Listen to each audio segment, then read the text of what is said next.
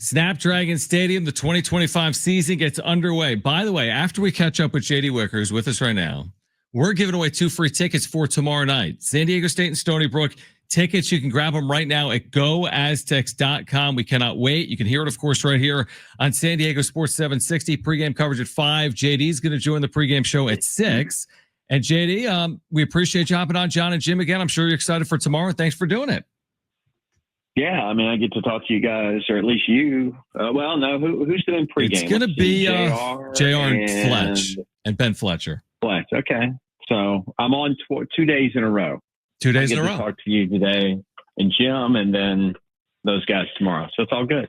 Go Aztecs. Well, we're excited to have you. There's a lot to get into. I want to start with the news of the day related to San Diego State's future with the Pac-12. It becomes official that more over-the-air games, so to speak, are coming for San Diego State and the Pac-12 because of this deal with the CW. We're talking about football games and basketball games and more. Can you tell us about this agreement and what it means for the Pac-12 and San Diego State moving forward? Yeah, we're excited about the CW. If you go back to last year when they did, Pac-12 games, they're doing some ACC games. The viewership, they had really good viewership numbers for those games because, again, it's free over the air. So, if you've got a TV, you're getting these games. So we're going to be in a lot more homes with it. So that's good for us, as much exposure as we can possibly get. So we're excited that they're doing football and men's basketball, and I think they're going to do some, women's basketball and other stuff along the way. So it's good. Leading up to year 2 of Shawn Lewis here over the offseason, what have you seen that you like so far from Shawn Lewis and his coaching staff and this team as well, with all the new players and all the returning players that have been brought back to lead into, hopefully a much better season upcoming for the Aztecs? Yeah, I mean, I think the biggest thing leading into it is, Shawn and the staff did a great job of retaining the guys that they wanted to retain from last year's team and then going out and filling those holes that we had with, really quality young men. I was talking to somebody the other day, and they were talking about in the weight room, the difference between the team that walked out of the weight room on December 1st and the guys that walked in January, on January 1st. The transformation of that team was something they had never seen before, with how much better it just looked, just guys walking in. So excited about that. They've done a great job through all the different phases, or the climb as they like to call, and we're excited to go, hit somebody in a different colored jersey tomorrow.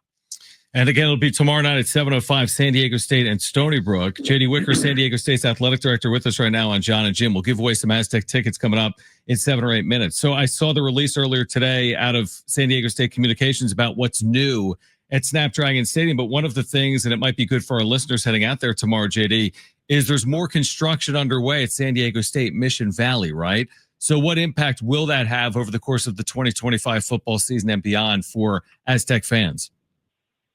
Yeah, we're excited. Mission Valley is, something we talked about. It wasn't only a stadium. It was housing. It was innovation district. It was River Park, all the other things. So the first housing project is under construction. So there will be some changes to how you enter the lot, but we've spent a lot of time working with our partners on making sure we've got, good flow coming into the stadium. So we encourage everybody to go to the website or check your email, as you'll be receiving information on what those changes are. But it's exciting to see more of Mission Valley going under construction. And again, San Diego State delivering to the community what we said we would. How's the field holding up? Because you got SDFC, you have the Wave, and now we're going to add Aztec football to the mix. How's the field holding up at Snapdragon? Yeah, the field's been spectacular. After the Shakira concert, we replaced the field. It's called sod on plastic. It's a new way to grow grass. If you watched the NFL wildcard playoffs last year, I think it was Pittsburgh, and then maybe in week 2, Philadelphia, they had brand new fields that they had installed in January in cold weather areas. And that's because they had grown this new way of growing sod on plastic. So you can grow it thicker, it's easier to harvest, and it's easier to install. And we did that. And everybody's been extremely happy with the field to this point. Obviously, coming into the fall, it's going to be a little more activity on it. So we'll be continuing to baby it as much as we can. We've got the grow lights as well. So we'll see how it goes. But we've also, we've got plenty of grass out there between sod on plastic and at the turf farm that if we need to replace areas or, do the things that we need to do to make sure we have a good surface for everybody that plays there, we will do it. You've been doing this a long time. Did you ever think you'd become this much of an expert on grass and turf? Well, I was a facility guy before this. So, I knew when I was in the Southeast, I knew a little bit about turf, but did not think I'd be spending this much time on turf while in San Diego. So between real estate development, lobbying at the federal, state, and local level, floodplain maps, and now sod and turf, my job description's changed a little bit. Absolutely. JD Wicker is with us right now, San Diego State's athletic director. I'm curious, JD, because obviously with football scheduling, it's more than usually just like a year and ahead, but we're looking at the Pac-12, for example, in 2026. And like publicly, we don't know how many conference games there's going to be, right? Or even maybe behind the scenes. I don't know if it's been finalized. As in, isn't it a big difference for you from a non-conference perspective if there's, let's say, 7 conference games or 8, or even, I guess, a scenario where there's more than 8 conference games? How do you plan for all of that behind the scenes, knowing that the non-conference scheduling portion, that typically is happening, 12, 24, 36 plus months out? Yeah, we're, right now we've still got to replace a non-conference matchup that we had with Oregon State next year because that'll be a conference game. So we're working on, that right now, the SEC going to 9 games and potentially the ACC going to 9 games and some conference realignment. We think we'll shake somebody loose that we'll be able to do that. So hopefully in the next month or two, we'll be able to finalize our non-conference schedule for next year. And just based on, there just aren't that many teams out there, we'll figure out how to play, what are 8 conference games. And there have been discussions in the background and, with the Pac-12 ADs, and hopefully we'll have that finalized here in the near future, because again, we've got to start putting all of this together. We're less than, a year out basically from starting the Pac-12 football season. So we've got to get those answers pretty quick. What do you think about the future college football playoff format? Not to predict what is ultimately going to transpire, but from your viewpoint, what's preferred in terms of the access model? Is it 5 conference champions plus at larges? How would you do it if you were in charge of coming up with the future modeling? Yeah, I think it's 12 or 16 teams, and it's the AQs for the conference champions.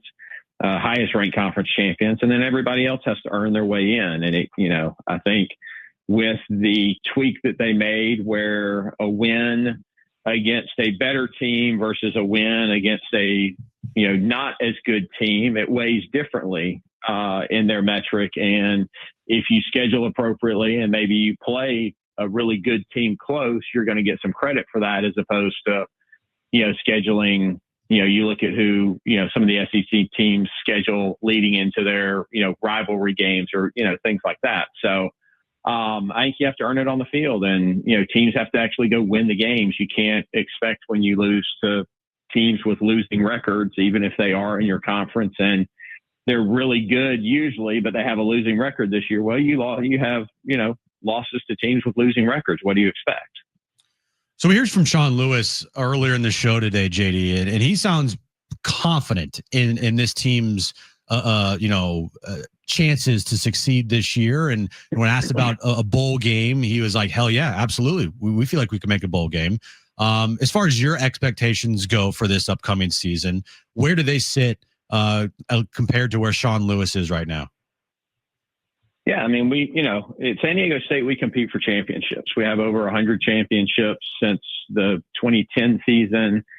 We've tied the Mountain West Conference, or we've led or, been tied for the lead in the number of championships that we've had the last 4 years. We have far more than anybody else in the conference over the length of the conference. So, yeah, we expect to win championships, and, that leads to being eligible for bowl games. We'll be interested to see in year 2 if we're, quite up to the snuff of competing with a Boise State or somebody like that. But, we'll get that opportunity at Snapdragon Stadium against Boise State, and you'll bring in a good Colorado State team coming to San Diego as well, a good San Jose State team. So, encourage people to come out and cheer the guys on. But yeah, I think a bowl game is definitely within our sights this year. And if we don't get that, then we'll be disappointed. All right. So tomorrow night at San Diego State and Stony Brook at 7:05. And again, tickets are available at goaztecs.com. JD, I'm going to have you pick out the number. And whatever number you say is the caller that's going to win these 2 free tickets right now for tomorrow night. So give me a number between, let's say. Yeah, don't say like 750. No, like between maybe 1 and 10. I was going to say 14 because that would mean we won the conference championship in the first game in the college football playoff. I love that. Okay. Then the number, Brent just gave me 2 thumbs up. So caller 14 to 877-767-4760 right now has 2 free tickets for tomorrow night, and tickets are available right now at goaztecs.com. JD, we always appreciate your time. We'll hear from you again tomorrow at 6 p.m. on the pregame show, and we're looking forward to tomorrow night. So thank you for doing it. Yeah, absolutely. We're excited about tomorrow night, and if people may have missed it, cross-country meet in Mission Valley and the River Park at 5 o'clock on Friday, and then women's soccer on Saturday night at 7, and men's soccer on Monday night against USD on Monday night at 7. So lots of Aztec activity in Mission Valley, and we hope we'll see a bunch of people there and go Aztec. And by the way, 2 Aztecs in the Ryder Cup as well, right? Yes, indeed. 2 Aztecs absolutely. For life golfers in the Ryder Cup as well for the U.S. JD, we appreciate it. We'll see you tomorrow night, all right? All right, guys. Appreciate it. Go Aztecs.